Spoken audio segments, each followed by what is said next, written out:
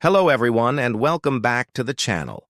Today we're journeying into a place often perceived as empty, a vast expanse of silence and sand. We're talking about the great deserts of the world. For millennia, these landscapes have been home to cultures that learned to thrive in one of Earth's most challenging environments. They mastered the art of survival, reading the stars for navigation and finding water where it seemed none could exist. Their lives were a quiet rhythm, a dance with the sun and the wind, a testament to human resilience. The silence of the desert wasn't emptiness. It was filled with the subtle sounds of life, of tradition, and of peace. But this peace, as fragile as a desert flower, was not destined to last forever. The 20th century brought with it the rumble of engines and the shadow of conflict, machines of war that cared little for ancient traditions. Suddenly, this silent world became a strategic chessboard for powers far removed from its sun-scorched realities. The very ground, once tracked only by camels and nomads, was now carved by the treads of tanks. The stillness was shattered by the roar of fighter jets overhead, their vapor trails scarring the pristine blue sky. Imagine being a nomad, your entire world defined by the movement of the seasons and the needs of your herd. Your map is not on paper but in your memory, passed down through generations. Then one day, you crest a dune and see not a familiar oasis, but a column of armored vehicles. The landmarks you've known your whole life are now obscured by military encampments.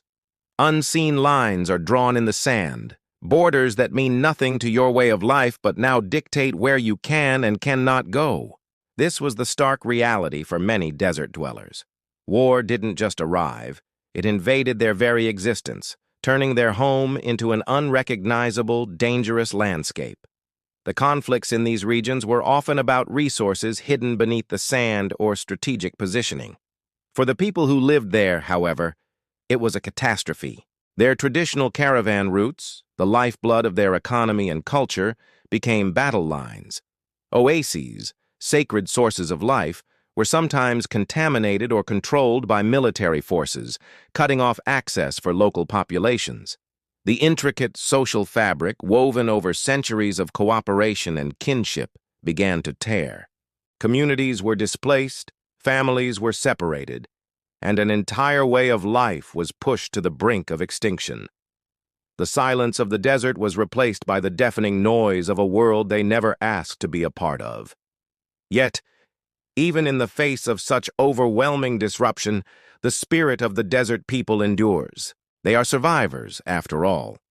Today, many continue to navigate the complexities of this new world, holding on to their traditions while adapting to modern realities. They are storytellers, keepers of a history that is written not in books, but in the heart of the landscape itself. Their story is a powerful reminder that even when the world's conflicts spill into the quietest corners of our planet, the human spirit's desire for peace and preservation is as vast and resilient as the desert itself.